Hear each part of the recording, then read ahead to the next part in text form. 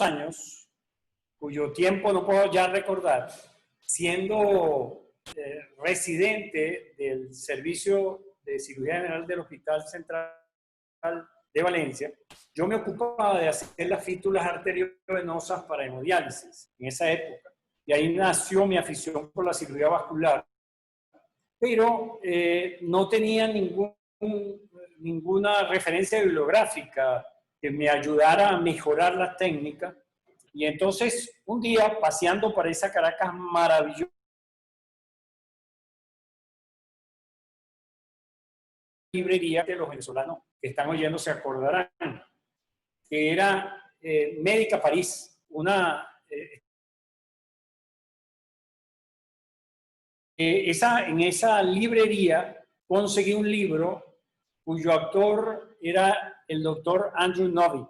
Y Andrew Novick desarrolla un libro maravilloso sobre las cirugías de las fístulas arteriovenosas. Muchos años después pasaron, ese libro lógicamente de alguna manera influyó mucho en mi decisión de hacer urología y en dedicarme a algo que he amado toda la vida, que es la cirugía vascular en urología.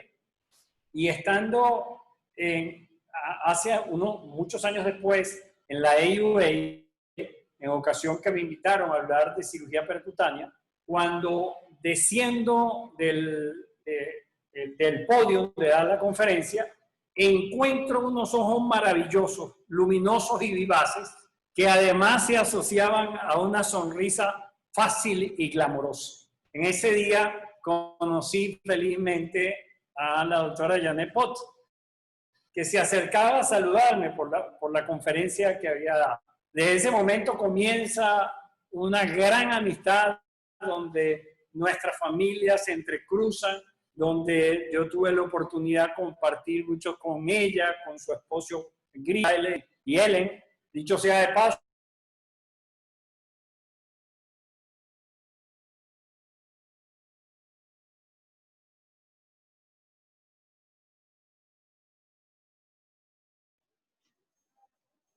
creo que estamos teniendo problemas con la transmisión de Paul. es para nosotros que lo conocimos de chico, es un gran orgullo y me imagino para su madre mucho más.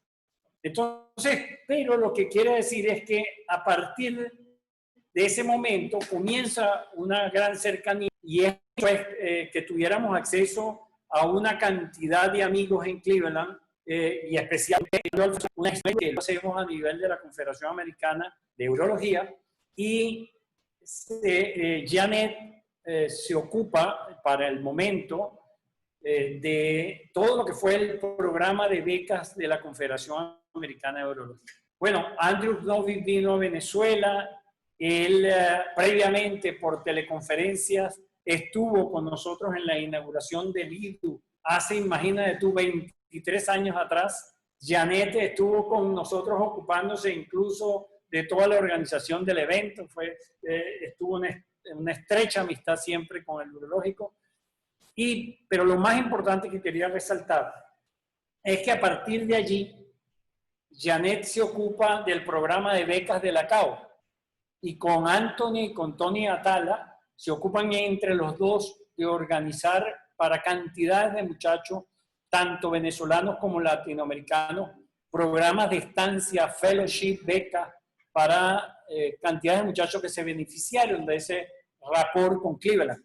Muchos estuvieron allí con Jill. Jill estuvo en varias oportunidades en Valencia, en Caracas,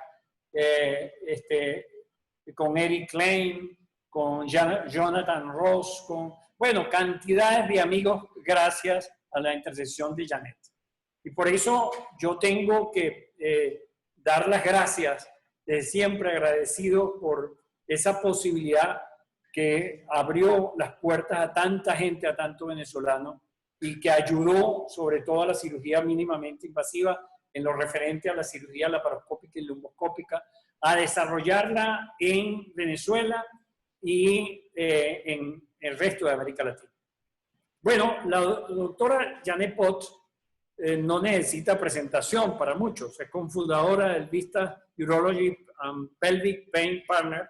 La doctora creada en el noroeste de Ohio. Es reconocida internacionalmente por su experiencia en la salud de hombres y especialmente por los síndromes de dolor pélvico masculino. Médico familiar con entrenamiento especializado en la Cleveland Clinic, donde trabajó por 15 años como especialista del varón y procedimientos ambulatorios. Desde el 2008 formó su clínica particular. Su enfoque por más de 25 años incluye el dolor pélvico en varones, controversias en las pesquisas y tratamiento del cáncer prostático y las consecuencias urológicas del síndrome metabólico en hombres. Es una ardiente defensora de los hombres y ha publicado numerosos artículos en urología y medicina familiar. Ha dado más de 100 conferencias sobre UCPPS, síndrome de dolor pélvico urológico crónico por sus siglas en inglés, y temas relacionados en 18 países, como oradora invitada en conferencias médicas y urológicas en todo el mundo. Es editora de 4 libros de texto de urología, autora del libro Tango, Lesiones para la Vida. Fue directora de curso de la UA por 6 años y perteneció a la mesa directiva de la CAO por 8 años. Reconocimientos: Two Doctors in Urology, Hubert Stewart Fellowship Award, en reconocimiento a la atención humanitaria y compasiva del paciente. Exposición del primer premio de la Academia Americana de Medicina Familiar, con el título Aspiración con aguja fina para el médico de familia. Tiene muchos nombramientos internacionales, entre los cuales se incluyen misiones médicas en curso en África, miembro honorario de la Sociedad Mexicana de Urología, hija ilustre de la ciudad de Valencia en el año 2000, Junta Directiva de Voluntarios Internacionales en Urología del 2008 al 2011, Junta Directiva de la Confederación Americana de Urología del 2000 hasta el 2008.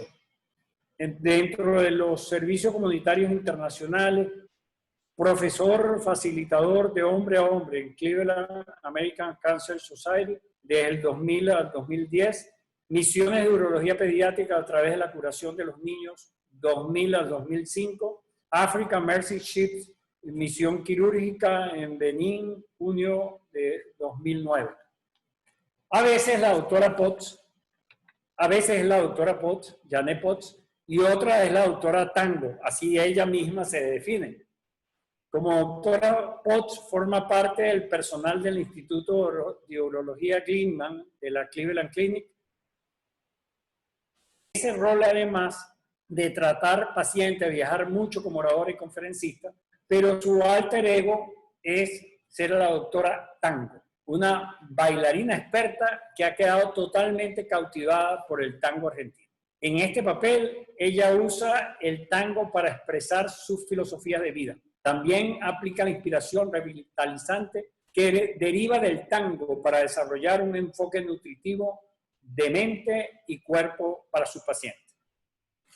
Hoy, la doctora Potts va a disertar y su conferencia tiene de nombre ¿Quién es el hombre? ¿Quién es el héroe? ¿Quién es el héroe? Y yo quería, antes de dar inicio a esto, decir pues que realmente el problema del dolor pélvico crónico a todos nos asiste. En los Estados Unidos, un alto porcentaje de la población se vincula incluso estadística que superan el 50% de hombres que en algún momento han tenido una molestia relacionada con la próstata. 90% de las prostatitis son abacterianas, de acuerdo a la clasificación clásica que todos conocemos del National Institute of Health, que la considera en el grado 3 de la prostatitis asintomática. Pero sin embargo, encontramos inflamación en la secreción de aproximadamente 50% de pacientes, inflamación, no bacteria, y encontramos 90% de inflamación en muchas, o incluso hasta más del 90% en otros papers donde dice que está presente la inflamación luego de prostatectomías radicales. Solo 7% de todos estos pacientes tienen cultivo positivo. Imagínate el rollo en que nosotros estamos metidos. Y entonces yo quiero, para comenzar, preguntarle a la doctora y darle paso a la doctora Janet Potts. Ante esta diversidad de presentación, donde los médicos tenemos que establecer diagnósticos, donde nos encontramos con un paciente, los médicos multimedicados, y con constantes periodos de acamia, y por otro lado con pacientes agotados, insatisfechos, escépticos, y ya con repercusión psicológica. ¿Ese nombre de quién es el héroe? ¿O es para el médico que se cala todo esto? ¿O es para el paciente que lo alberga? ¿O es para los familiares que tienen que convivir con esa situación? Janet, bienvenida. Gracias. Venezolanos y amigos. Ellen Jahanian, porque mi tecnología se fracasó y mi hija tuvo que meterme aquí. Pero mira, perdón, como decimos en México, me echaste demasiado crema a los tacos. Pero en la charla utilizo la metáfora del viaje o camino del héroe como el médico. Y en ese uso el trabajo de Joseph Campbell, es el autor ya fallecido, que es un filósofo y que integra lo de la mitología, y siempre el tema común por todo el mundo de mitología es el camino del héroe.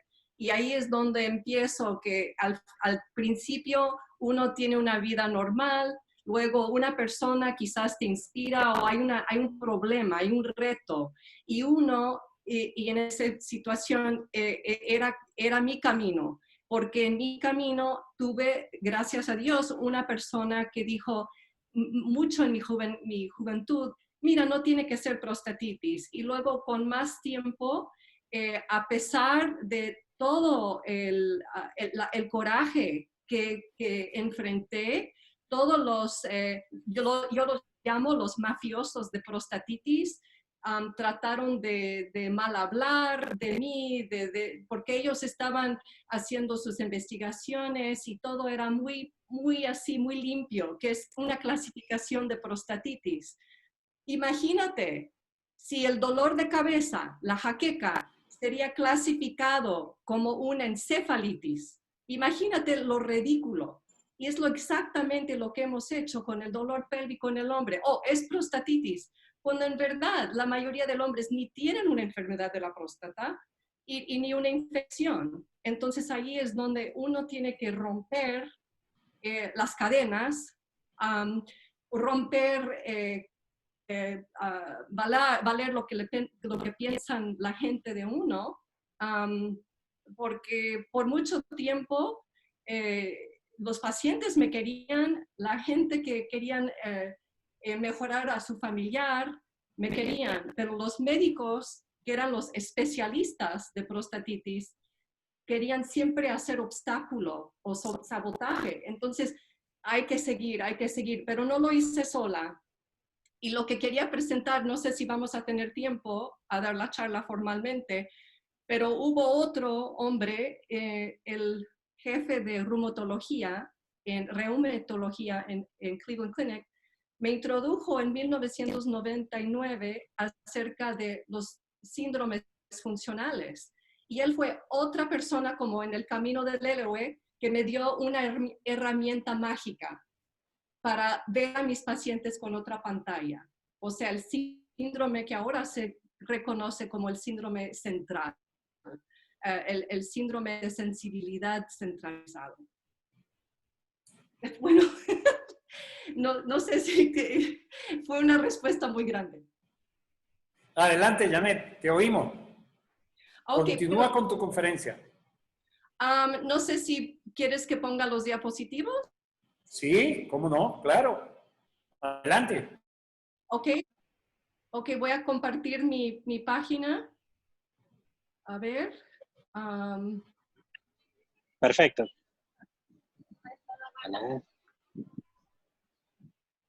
Pues voy a ser un poco informal también porque como ya expliqué, y yo soy muy afán a Zina, me encanta, ella es mi héroe. Este es uno de los libros de Joseph Campbell que me inspiró con este tema metafórico del héroe. Y este es el camino del héroe y verás que va así en un círculo. ¿Lo pueden ver bien? Sí. ¿Lo ven bien? Ok. Y entonces, el primer persona fue el doctor Kirsch, y eso como en 1996 me dijo, ¿sabes qué? Esto ni es prostatitis, ni es epididimitis, vamos en buen camino. Y él me introdujo a la terapia física. Pero lo que tenemos que reconocer es que con el camino del héroe hay que reconocer muchas verdades. Entonces, sabemos este dicho, que la verdad os hará libres, pero al principio te dará mucho coraje, como diría Claire Steinem. El primer verdad es que esto no es prostatitis. Yo hice esta cosa en una charla, estaba mal acusado. Pero será urológico. Sabemos que con la hiperplasia del cuello de la vejiga, que puede imitar algunos síntomas. Sabemos que un cálculo puede también imitar algunos síntomas de prostatitis y puede provocar dolor pelviano. Claro que a veces sí hay infección, hay enfermedades transmitidas sexualmente. Y también reconocemos como médicos que el metástasis de cualquier malignidad en ese vecindad puede causar dolor, y también hay las cosas agudas, el torsión o un infarto. Pero en realidad, en general, el diagnóstico ni siquiera es urológico. Esto es otra verdad que provoca mucha coraje. La verdad es que es un síndrome, y un síndrome no es suficiente para dar un diagnóstico. Hay que saber cuál componente está contribuyendo a la constelación de síntomas que abarca un síndrome. Eso tiene que tener un diagnóstico específico, y en muchos pacientes hay muchos diagnósticos. En la mayoría sí encuentro problemas miofaciales del músculo y en el tejido conectivo. Puede haber infecciones también, puede haber problemas urológicos, pero la mayor parte es y también coincide con el síndrome somática o el síndrome de sensibilidad. Y también hay problemas neuropáticos y, claro, muchas veces psicológicos, y no sabemos si son primarias o secundarios. Tenemos que reconocer en la vida del paciente, tenemos que reconocer cómo es su trabajo, cómo es su viaje, qué nivel de estrés tiene. Hay que saber todas estas cosas con una entrevista muy detallada para poder mejor hacer el diagnóstico, formalizar el diagnóstico. Entender su sexualidad. No es suficiente saber que todo esto funciona bien, pero hay problemas en la pareja. Hay bisexualidad, homosexualidad, ¿cómo se siente con el clímax? ¿Es el clímax doloroso? ¿Hay dolor después? O si siente una diferencia de algo en la fuerza de la eyaculación, y yo he inventado el término ejaculación disenérgica, que también abarca este problema. Y también quiero saber muy detalladamente acerca de cómo un hombre obra. No es suficiente decir, obro diario y no hay sangre.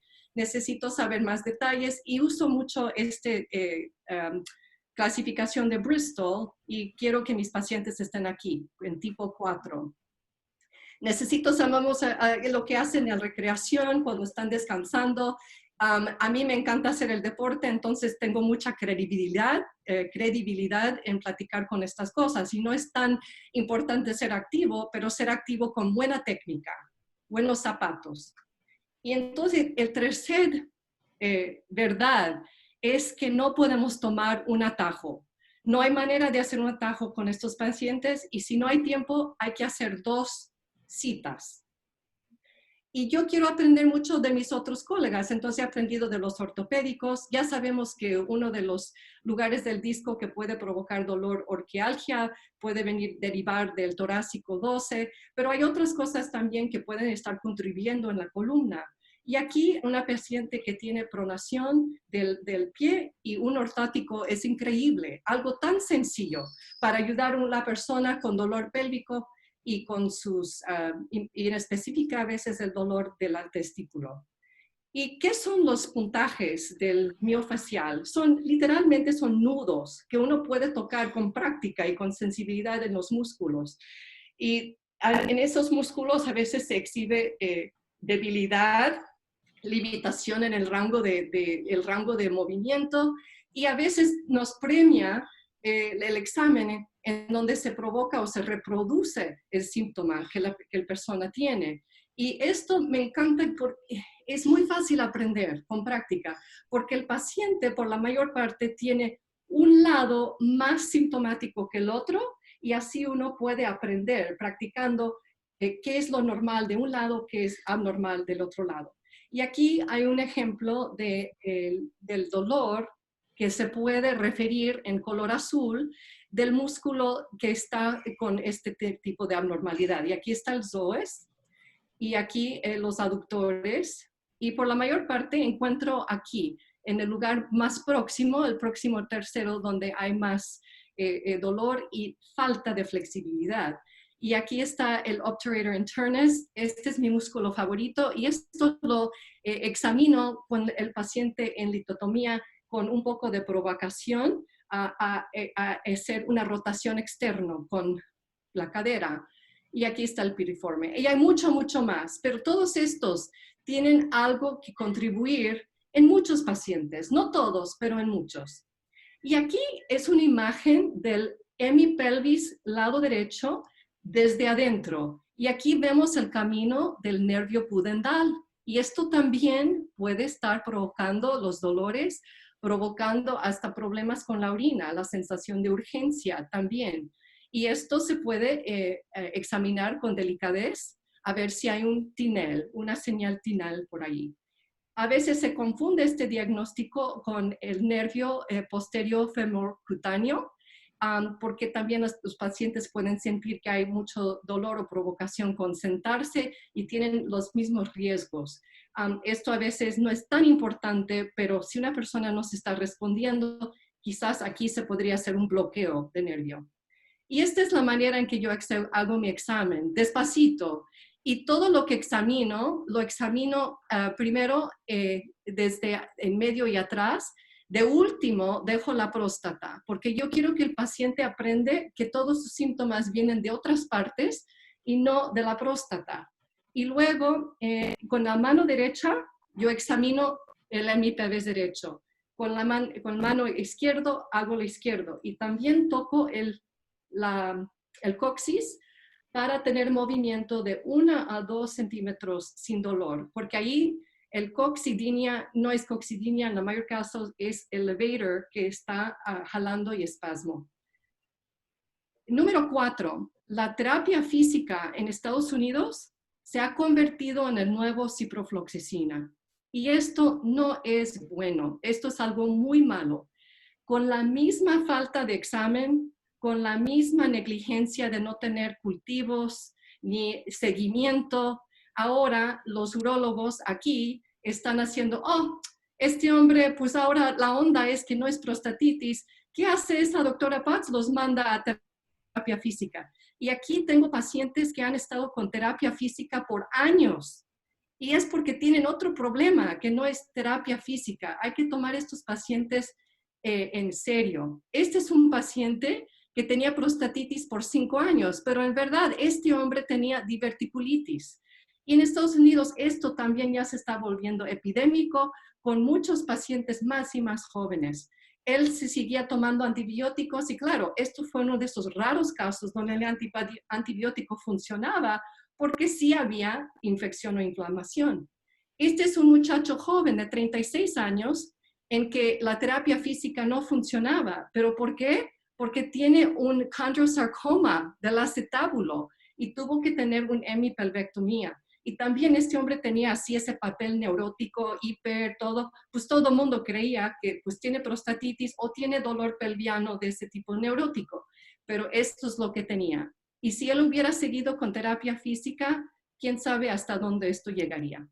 Y aquí es otro paciente que me llegó el año pasado aquí en California, 20 años de síntomas y todo el mundo creyendo que, oh, pues es un neurótico, lo vamos a mandar a terapia física. Después de 5 años de terapia física, él quería cometer suicidio porque dijo, mira, ni eso lo puedo hacer bien, porque todo lo que he hecho, todos los miles de dólares que he gastado y no funciona. Cuando llegó a mi oficina, le dije, voy a hacer un ultrasonido y me vas a demostrar cómo orinas. Afortunadamente, no tuvo fracaso renal. Ya ves aquí, tiene la vejiga con un residuo muy grande, tiene la pared todo hipertrófico y aquí tiene los uréteres hinchados. Y este fue la cistoscopía que hice. Es el peor caso de hiperplasia del cuello que he visto. Y este hombre se curó y su papá, que es médico, chilló por el teléfono porque dijo, por 20 años pensaba yo que pues era mi hijo delicado. En otra parte de mi camino es el doctor Leonard Calabrese, que es el jefe de reumatología. Él es el quien me presentó el artículo sobre los síndromes funcionales. Entonces, encontré que esto sí es muy común. El síndrome somático funcional abarca muchos síntomas y el paciente está muy estresado por ellas, pero después de que uno hace toda la evaluación, no encuentra nada orgánico. Y entonces, este es parte del síndrome somático. Y ves que en cada especialidad de medicina o de cirugía existe un diagnóstico que representa algo entre síndrome. Y muchas veces están pasando simultáneamente. Eso es otro clave.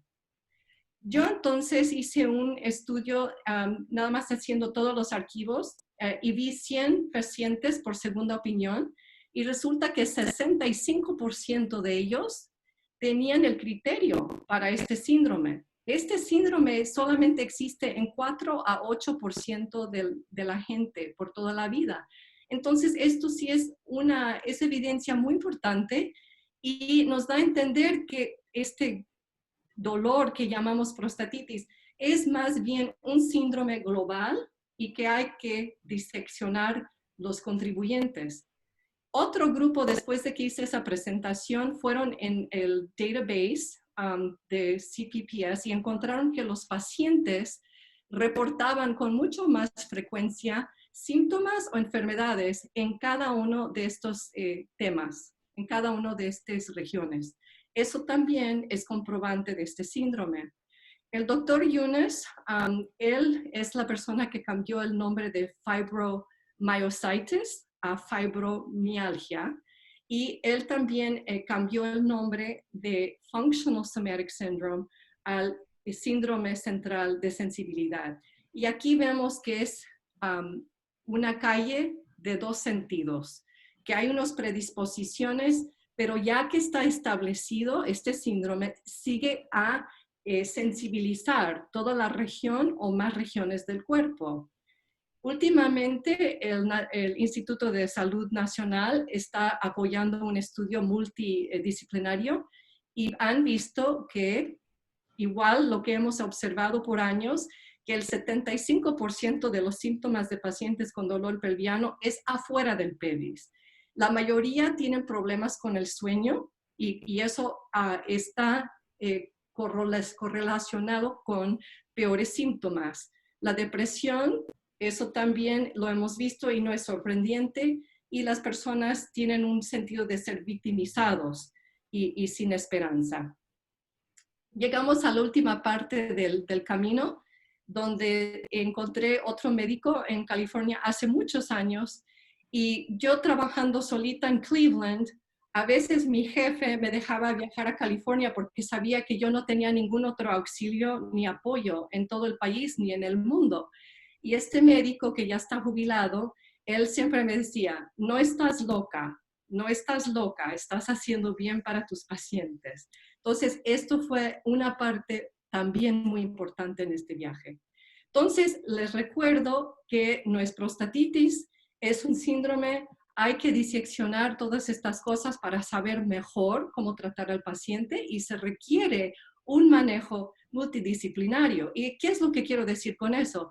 Necesitas a veces, no siempre, terapia física especializado, y más que nada el paciente necesita hacer su tarea diariamente.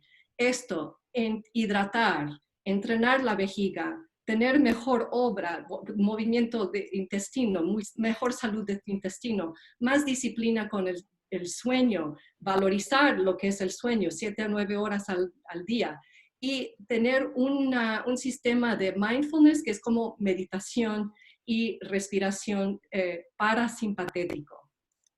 Hay que educarlos, que hagan el ejercicio bien. Estoy muy afán a los zapatos y los ortóticos. Y luego a veces, y más cuando creo que es el nervio pudendal o otra cosa nervioso, me gusta usar los neuromoduladores, como el antideprimente, como los anticonvulsivos, por eso. Y a veces también cuando tengo pacientes que responden a terapia o maneras de relajar el piso pélvico, pero no tienen duración, ahí a veces uso supositorios y puedo usarlos con diazepam, y también si tienen problemas con fisuras, hemorranas, por decirlo, puedo usar bloqueadores de calcio en 2%, en 0.2%. Y también tienen que usar sus sillones o usar escritorios para parar. Y uso también agujitas de acupuntura para romper los nudos. A veces uso la acupuntura junto con la movilización de pudendal, y últimamente se pueden hacer bloqueos bajo fluoroscopio, con asistencia fluoroscopio. Entonces, en final, espero que esto les haya inspirado, y si tienen alguna otra pregunta, y luego le voy a poner el resto en las manos de Paul. Muchísimas gracias. Los quiero mucho y los extraño mucho. Janet, muchas gracias por esa brillante exposición. Sabemos tu esfuerzo que has tenido durante tanto tiempo en esta patología. Lógicamente que para un urólogo cirujano con tendencia a ver patologías de índole quirúrgico precisamente, ¿cómo plantearíamos en el consultorio regular la atención de estos pacientes? Porque por esa gran vinculación, por todo lo que has expuesto, necesitamos un tiempo especial para evaluarlo. Y sobre todo una estrategia bien dirigida y donde pueden participar, de acuerdo a todo lo que has expuesto, cantidades de especialistas, porque hay una comorbilidad asociada muy importante. ¿Cómo plantearías entonces en la rutina de los urólogos, cómo afrontaríamos esto? Porque es un paciente cada vez más frecuente. Para que tengas una idea, solo en Venezuela formaba, antes de nosotros tener el problema grave que tenemos como país, lo que era la consulta por prostatitis, para etiquetarla a todas en un solo conglomerado, formaba la consulta, ocupaba por esta patología alrededor del 15º lugar en las causas de consulta en los servicios de urología. Actualmente ocupa los 3 primeros lugares, dada la situación de estrés, de la situación compleja del país. Entonces, ¿cómo nos ocupamos? ¿Será que formamos un equipo aparte, incorporamos una estructura? ¿Cómo lo ves? Creo que yo voy a usar a mi carrera como un ejemplo. Sí soy una cirujana frustrada porque dejé la carrera y por casualidad pude conocer a Dr. Novick, y él tenía un plan de que yo manejaría toda la cirugía ambulatorio, diagnóstico, para empacar el paciente para el resto. Pero yo también encontré que había este hueco, que no había nadie dedicado a este problema.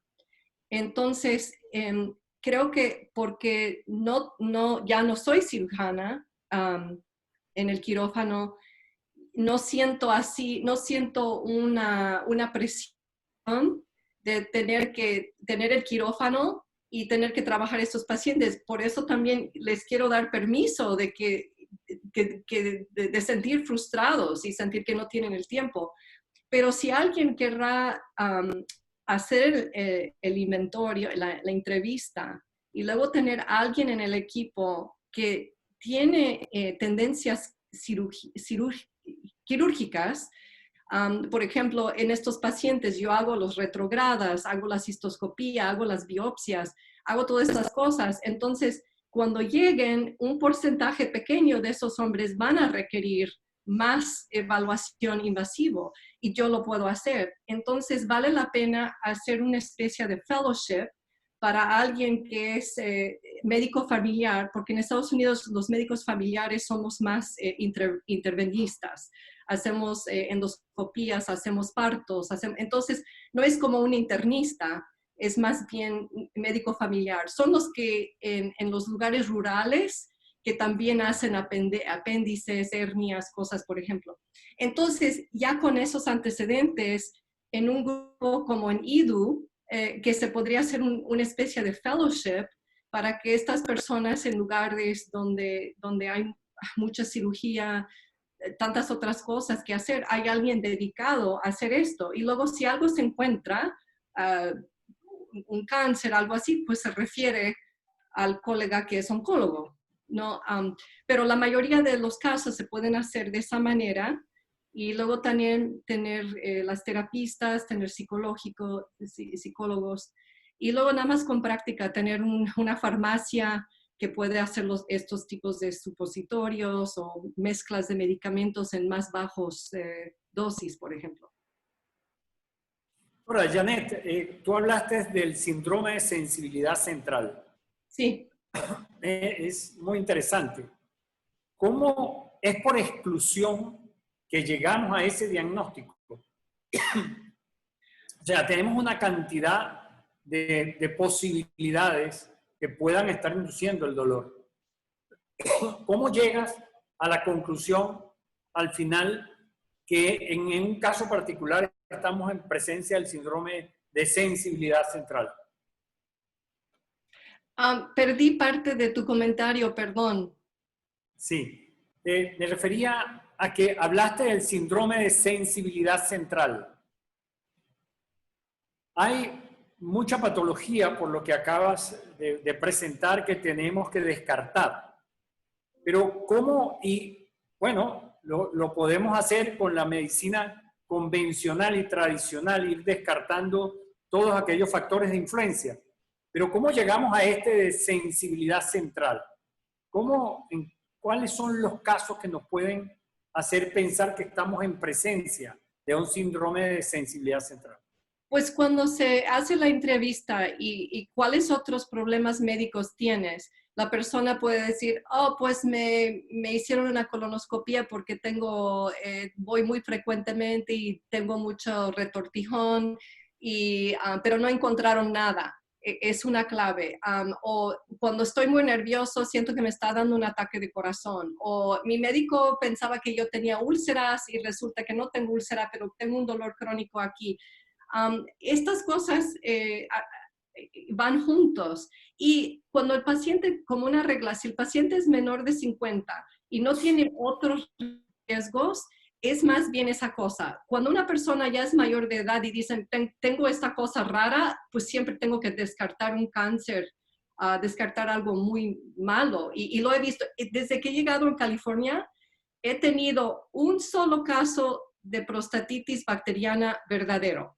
Pero he tenido 2 señores morir porque no se detectaron sus cánceres urológicos y murieron, y ya murieron. Entonces, para mí, el cáncer causando dolor pélvico es más común que prostatitis en mi práctica.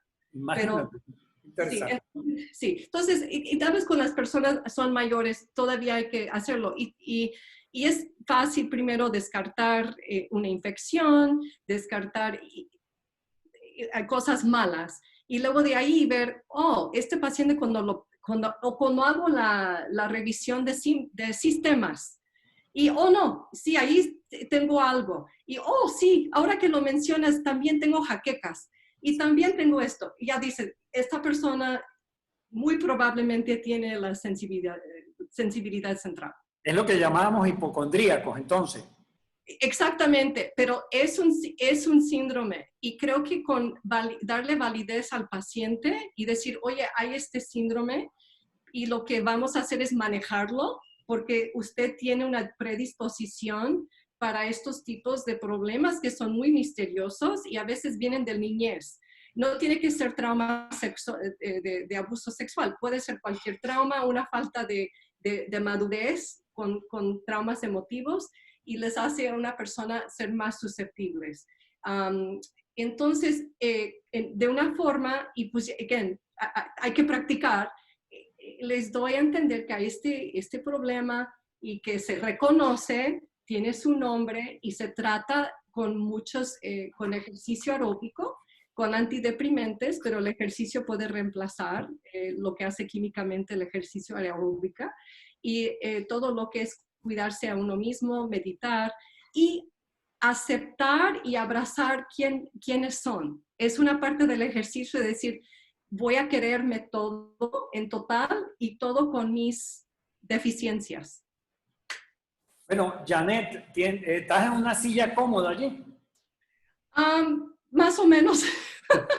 Porque mira, aquí tenemos cantidades de preguntas. Voy a tratar de resumirlas, ¿no? Hay muchas preguntas.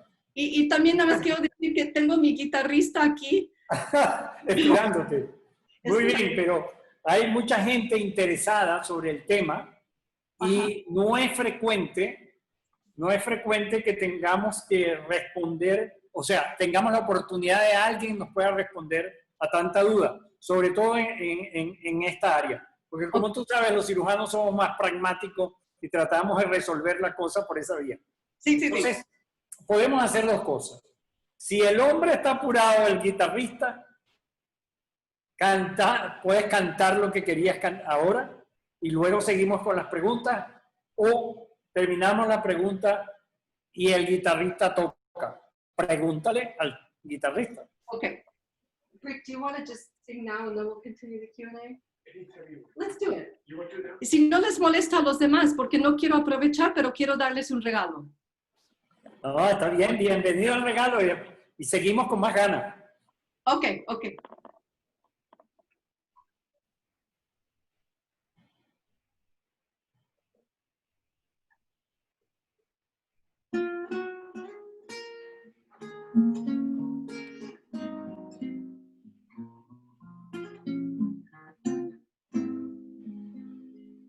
Paseando una vez por el malecón, extasiado me quedé al ver una flor perfumando el río.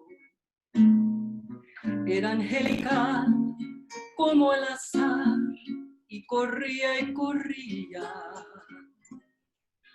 buscando el horizonte se perdía. La quise tocar, la quise abrazar, quise amarla como a ti, ni que fuera un mago para contener la fuerza del río. Y se fue ocultando, y se fue marchando, luego desapareció. Pasaron los años y el arcano tiempo la alejó de mí. Por eso en mis sueños, cuando la recuerdo, triste voy al malecón para ver si el río cambia la corriente y vuelvo a ver mi flor.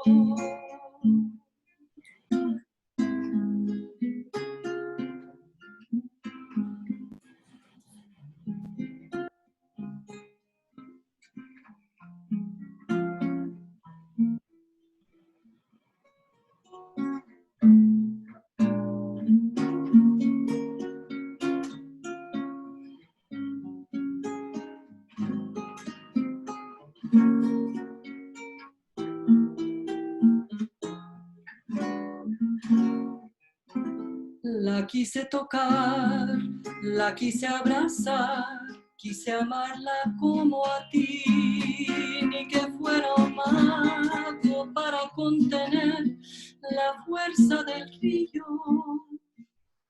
Y se fue ocultando y se fue marchando, luego desapareció.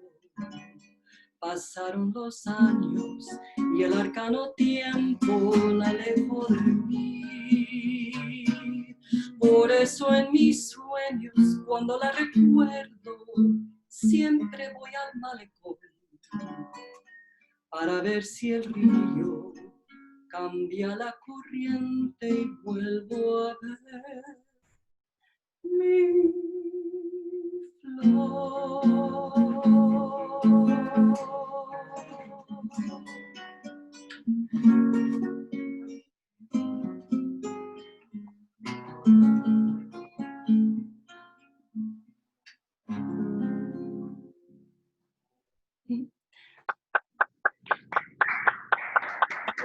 Gracias a Rick. Rick es un regalo de su parte también. Muchas gracias, Janet. Bellísima interpretación. Esa es una pieza muy querida venezolana del maestro Manuel Llanes, un oriental de Ciudad Bolívar. Y es dedicada, lógicamente, a una inspiración extraordinaria por esa grandeza que tenemos nosotros en el sur de Venezuela, el río Orinoco. Precisamente la compuso en el malecón de Ciudad Bolívar. Entonces, y me lo aprendí después de la segunda visita, escuchando la orquesta que tuviste en la inauguración de una conferencia, no el de IDU, pero una que fue después. Me encantó tanto que hace 20 años aprendí la canción. Sí, sí, cómo no, cómo no. Perdón. Es una pieza excepcional y muy linda. Y quiero inspirar y bueno, y dar apoyo a mis queridos venezolanos por todo lo que han sufrido en estos años. No hay palabras, entonces por eso... Muchas gracias. Te quería comentar y quería hacer énfasis en esto que te voy a decir.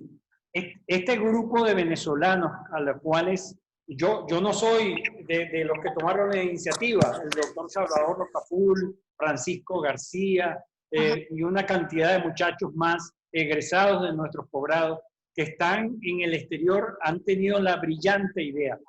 Gracias a ellos, eso ha permitido no solamente a los venezolanos de la urología estar en contacto, a la Sociedad Venezolana de Urología tener una fuente de difusión, sino que esos muchachos que están fuera, que tienen la oportunidad de su crecimiento intelectual, puedan fortalecer a todos los que se quedaron y que de alguna forma están en minusvalía en este momento por esa falta de rapport internacional que de alguna forma siempre influye, y gracias a este grupo maravilloso eso se está haciendo presente. Ahora quería continuar con las preguntas, porque tengo aquí una cantidad de preguntas, entonces si estás dispuesta a responder. Sí. Ok. Dice, acupuntura para el manejo del dolor pélvico. ¿Ya la incluyes dentro de la terapia? Sí, a veces. No, y cuando es más un problema de sensibilidad centralizado, ya la acupuntura se considera una forma de neuromodulación anciana.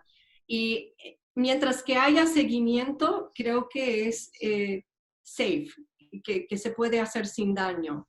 Pero es importante que hagamos el seguimiento, que la persona vea y que el médico mismo vea el progreso del paciente, y de eso aprendemos mucho también. Mi educación médica es por mis pacientes, porque esto no lo pude aprender con otras personas. Tuve que aprender de mis pacientes.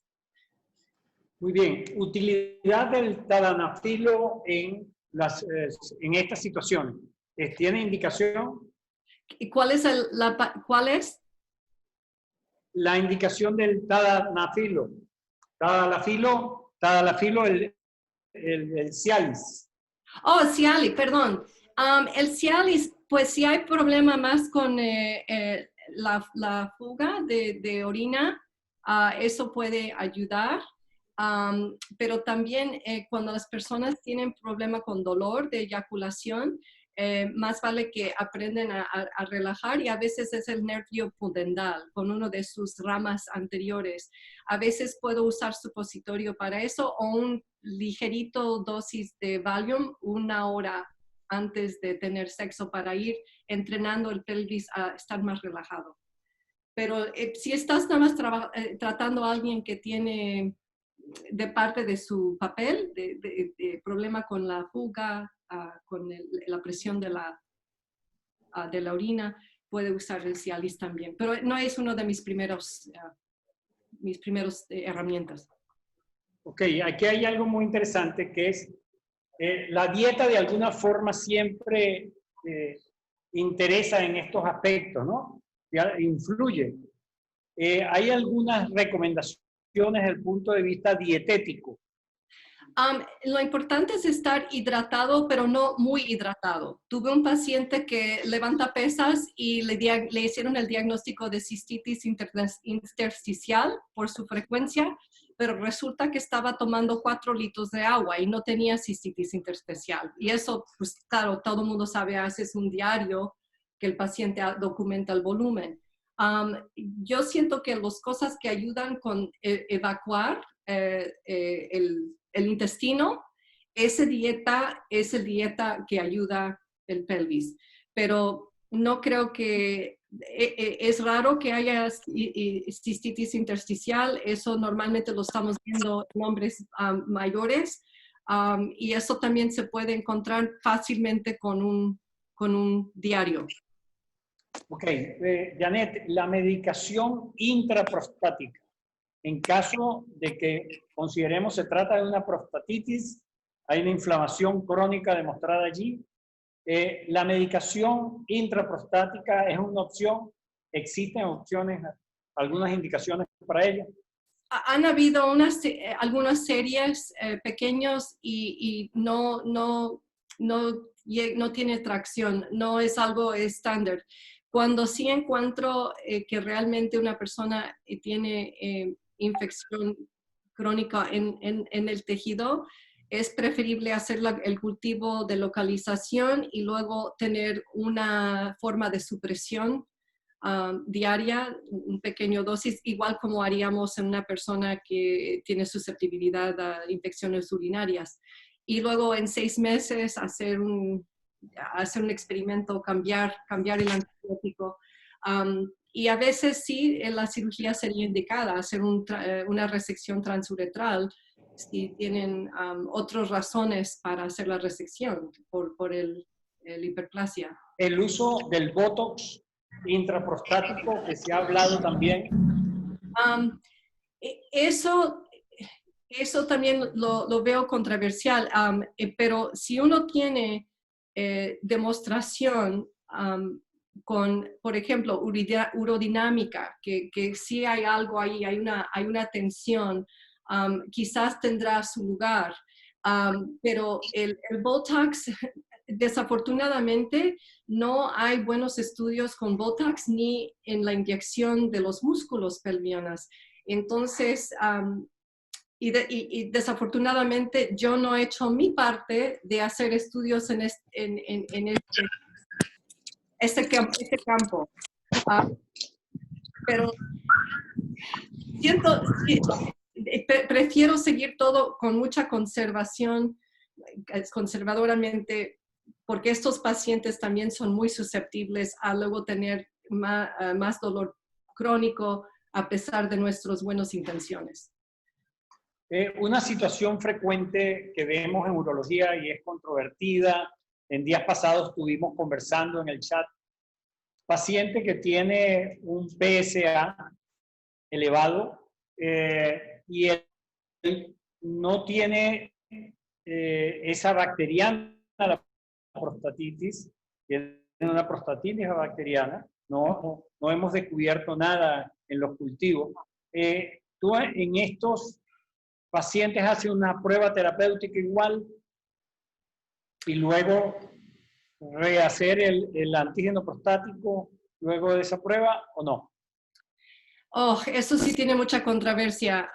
Yo publiqué un papel en Journal de Urología en 2000, en donde cada varón que vino por antígeno prostático elevado les hice un masaje prostático, cultivos, y en total eran 144 varones. Y después de antibiótico, llegaron a normalizar el antígeno prostático un porcentaje significativo y los seguí por 24 meses. No los iba yo a dejar nada más así. Pero algo muy interesante que encontré es que los hombres que sí tuvieron bacteria localizado a la próstata, aunque no tenían síntomas, esos hombres eran los que menos respuesta tenían al antibiótico y son los hombres que yo después hice la biopsia con más urgencia y encontré más cáncer en esos hombres. O sea, todos eran asintomáticos, nadie tenía síntomas, pero el valor de P solamente fue 0.17. Y yo me quedé con la tentación de que si hubiera yo seguido este estudio con muchas más personas, mi teoría es de quizás cuando hay cáncer de la próstata, la inmunología dentro de la próstata es diferente y deja que se coloniza con la bacteria. Es solamente una teoría, pero fue muy interesante de que en primero yo pensaba que si había antibiótico, bacteria, ese paciente iba a tener una bajada de APE mucho más significativo. Y no fue así. Y los hombres que sí tenían cultivos positivos, en ellos encontré más cáncer. Pero como te digo, el valor P no fue significativo, pero a lo mejor necesitaba yo más números. Sigue la controversia. Ahora, Janet, en más del 70%, incluso más del 80% creo, de las próstatas extraídas por cirugía radical, se encuentra inflamación. Sí. ¿Hay relación entonces? ¿Existe alguna relación? Porque etiopatogénicamente se dice no hay relación entre prostatitis y cáncer. Pero, ¿cómo explicar entonces este alto porcentaje en esos pacientes postradicales? Sí, es que por un lado creo que hay mucha inflamación y no tiene síntomas. Eso sí es la categoría 4 de prostatitis, el que se encuentra únicamente histológicamente o en pacientes con infertilidad en los cuales encontramos que tienen leucocitospermia. En esas personas es por eso que traté de encontrar la inflamación antes de hacer la biopsia, porque tenía yo tantas biopsias con inflamación que dije, bueno, a lo mejor esto es algo que se puede hacer antemano y evitar hacer la biopsia en estos hombres. Pero sí sigue la controversia porque aunque hay tanta inflamación y tanto cáncer que es subclínico, no, yo creo que aún no estamos seguros de que si es la gallina y el huevo o el huevo y la gallina. Una amiga mía, que es un patólogo increíble, vino de Johns Hopkins a hacer la patología de Cleveland Clinic, se llama Maggie Galuzzi, y ella ahora trabaja en Alabama. Y ella me platicaba de que cuando ella hizo un estudio de cadáveres chinos, que la próstata no tenía nada de inflamación y que ellos también tienen más bajo cáncer. Y ella dijo que podía hacer 2 o 3 estudios de diferentes próstatas en un solo día. Pero cuando ella tenía que hacer el estudio de los próstatas cadavéricos en Estados Unidos, a veces tardaba 2 o 3 días en hacer uno por tanta inflamación que había. Y entonces ella quedó también con la duda, ¿será dieta? ¿Será? Porque hay otras cosas que pasan con los especies de oxígeno reactivos. Son otras cosas, el estilo de vida, cosas que aún no hemos podido reconocer. Hay una pregunta acá. ¿Qué estrategias o terapias farmacológicas recomiendas para disminuir la hipersensibilidad central? Yo primero, me encanta porque lo uso más, entonces es solamente el prejuicio de familiaridad. Uso mucho amitriptilina. Amitriptilina de noche, 2 o 3 horas antes de acostarse, y hago una aumento de 10 miligramos cada semana hasta 50 o 75 miligramos. Pero fíjese que hay hombres que con 10 miligramos, 20 miligramos está bien. Y no hay que contar el tiempo para buscar la respuesta hasta que llegan a su dosis más alto, tolerable, y por 6 semanas, y empezar ahí. Mi otro medicamento es la neurotonina, gabapentin, lírica. No me gusta usar muchos de los que tienen el serotonin reuptake inhibitors, porque esos los hombres no pueden eyacular, o sea, no llegan a tener un clímax, y eso junto con el dolor pélvico es muy mala combinación. Uh-huh. Tú has hablado en algunas oportunidades del uso del alopurinol. ¿Sigues utilizando en algunas situaciones? Alopurinol. El alopurinol. Control para controlar ácido úrico. Perdón, allopurinol. Perdóname, ahí está Cris. ¿Crees? No uso eso. Ese fue una teoría en los 90s de que si había reflujo de la orina en la próstata, que quizás eso estaba causando una especie de irritación química. Yo creo que lo más importante es tratar el reflujo, y eso se hace con relajamiento del el piso pélvico, con retroalimentación, reconociendo que el esfínter está trabajando de una forma discernérgica. Ok. Pacientes donde se sospeche compresión del nervio pudendo interno, ¿qué tratamiento sugieres? Pues todo lo que primero va a parar el insulto, disminuir estar sentado, usar un cojín especial cuando tiene que sentarse, cambiar la forma de ejercicio. A veces se tiene que ver los pies. Hay predisposiciones con personas que no tienen arcos o personas que tienen el dedo segundo, el artículo más alto, se llama el dedo de Morton's. Todas estas predisposiciones, y cuidarlos, hacer el ejercicio mejor, no hacer lo que se llaman los squats con los pesos, que uno va y se sienta con el peso. Eso puede estirar el músculo. Y luego de ahí se puede usar la terapia física para ayudar al paciente a encontrar esos músculos por sí mismo y poder alargarlos para que haya menos oprimación. En esos casos sí también, si no estamos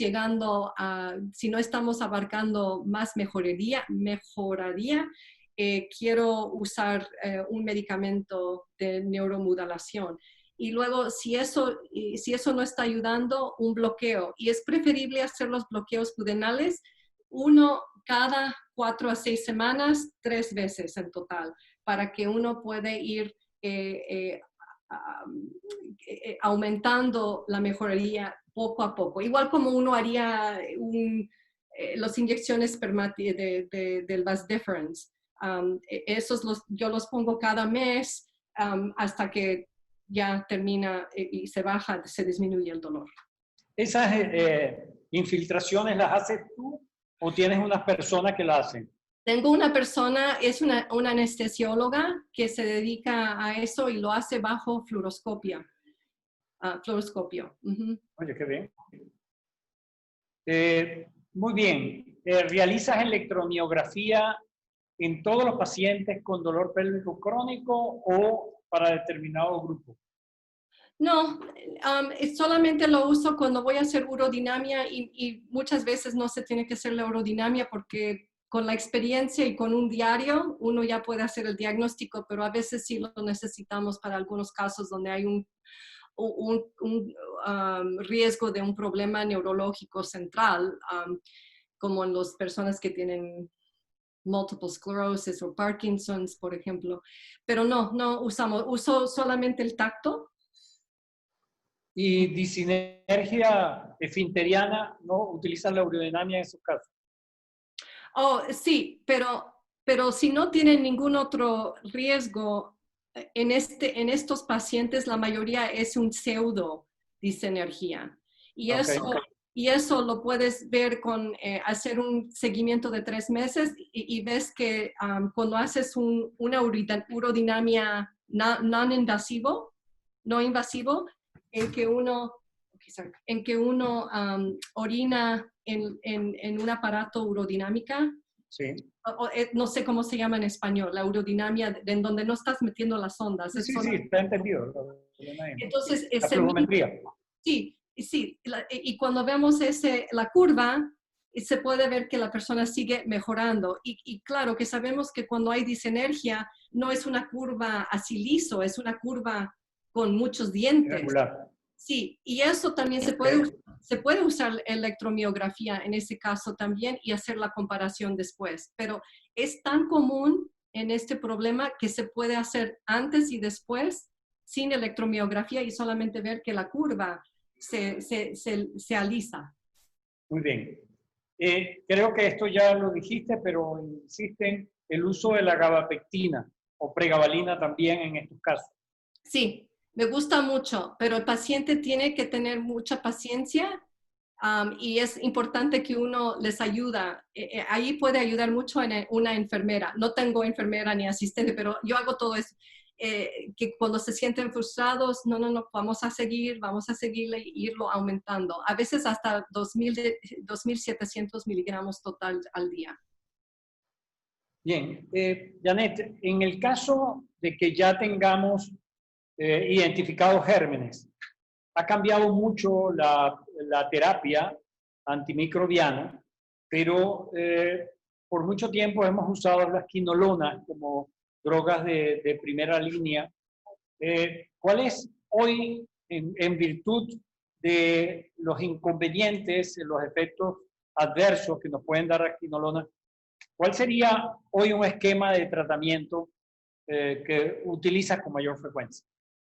Oh, sí, si se tiene que usar el quinolona, pues se tiene que usar, pero es tan peligroso. He tenido pacientes que se les ha destrozado los tendones y tienen muchos problemas crónicos a pesar de eso y nunca tuvieron una infección. Es que si hay comprobante, hay que hacer el cultivo y comprobar que realmente hay algo para tratar y luego ver todas las opciones. Y yo siempre trato de usar lo que se pueda afuera de quinolones y si se tiene que usar los quinolones, úsalo 4 semanas bien hecho y que el paciente reconoce el riesgo. Y luego después de eso, claro que hay todos los macrolidos y aún me encanta el sulfa. Me encantan los sulfas. Sí, trimethoprim sulfa. Hoy en boga del yoga, ¿cuál es el papel del yoga en estos casos? Y no nos ha hablado del tango en estos casos. No he experimentado con eso, pero la yoga, y hay diferentes tipos de yoga, pero el que es más sencillo, sin calor, sin todas esas cosas, es buenísimo. Y cuando la persona está usando la yoga, lo que me encanta es que tiene que ser presente. Eso es muy importante en el tango también. Es un ejercicio de tener la mente y el ser presente. No puedes estar pensando en otra cosa o leyendo un libro y haciendo bicicleta. Tienes que estar ahí totalmente presente. Y luego les pido a los pacientes que cuando están haciendo este tipo de ejercicio, que se enfocan en el pelvis y que empiezan a reconocer cómo poder alargar esos músculos y sentir esa paz. Y apreciar su cuerpo a pesar del dolor. Muy bien, pero no me has respondido lo del tango. Estoy esperando lo del tango. No, es un buen ejercicio psicológico para estar presente. Es una meditación para estar presente. Y es sensual. Sí, mucho. Aquí, por cierto, hacen una pregunta que, bueno, dado la confianza, la hacemos. Que hablabas antes de utilizar el Cialis junto con un ansiolítico, ¿no? Sí. Y entonces pregunta a alguno que si esto es siempre así o solo cuando se está haciendo fuera de casa. ¿Sabes qué? Tener la conciencia limpia es muy, muy importante para la salud pelviana. La conciencia limpia es muy terapéutico. Muy, muy buena respuesta. Para muchos que están por allí, ¿no? Estaban preguntando. Janet, bueno, y aquí hay una última pregunta que insiste.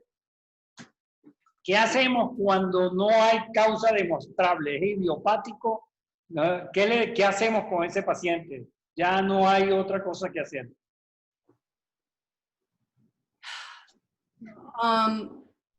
Mándame el archivo.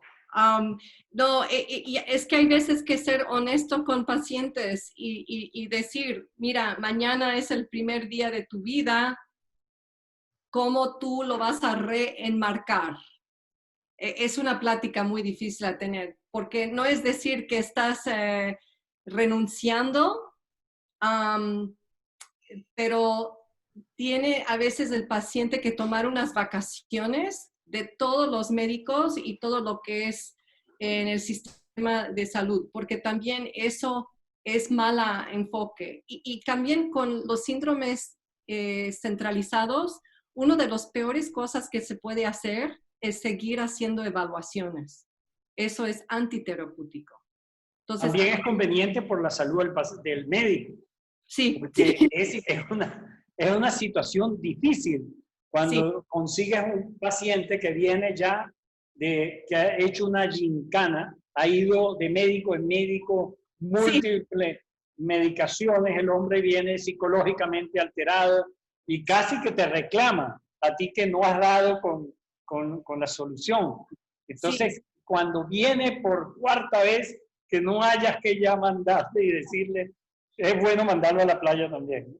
Exactamente, exactamente. Y por favor, me pueden enviar el archivo y a ver si hay alguna otra sugerencia pequeña que puedo regalar, ¿no? Yo tengo que ir a mi clínica. Mira, tengo un paciente, ¿sí? no sabes qué afecto tengo para todos ustedes y espero que nos encontramos en persona pronto. Sí. Janet, te agradecemos inmensamente por haber estado con nosotros. Siempre es un grato. Te queremos mucho. Los venezolanos te mandan un gran abrazo de agradecimiento. Extraordinaria conferencia, extraordinaria respuesta. Un beso, hasta siempre. Gracias. Bye.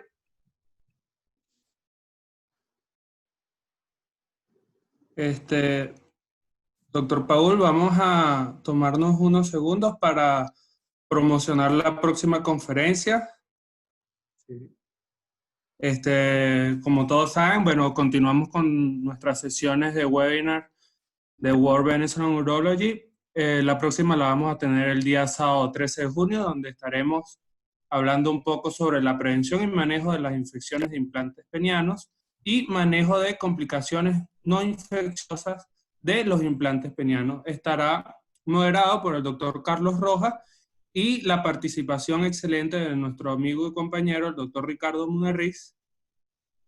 Esperamos el apoyo de todos ustedes y nos vemos entonces el sábado a la misma hora de siempre, 12 del mediodía, hora Venezuela, 6 de la tarde, hora Madrid.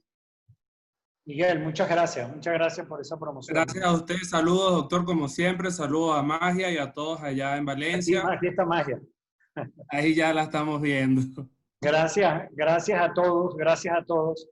Creo que, bueno, hablamos un tema un poco escabroso, difícil, pero con bastante interés. Aquí sobraron las preguntas, era imposible continuar ya, ella ya tenía un compromiso previo. Entonces, agradecemos a todos los que estuvieron allí dando respaldo a toda esta iniciativa. Felicitaciones de nuevo a todos ustedes, coordinadores, administradores, a Salvador, con esa gran idea. realmente para mí es un poder acompañarlos en este gran reto, porque como estoy viendo, esto es para correr de largo. La gente se está sumando cada vez más, hay mucho interés. Creo que están haciendo una actividad magnífica que se pierde de vista. Entonces, felicitaciones a todos. Gran abrazo. Y para nosotros, doctor, un gran honor como siempre en la participación de ustedes y bueno, esperamos seguir abriendo puertas y ventanas con esta idea que tomamos y que se puedan seguir uniendo tanto especialistas de la urología venezolana como el resto del mundo. Gracias a todos ustedes por la participación y nuevamente gracias a usted, doctor. Feliz tarde y feliz noche para todos.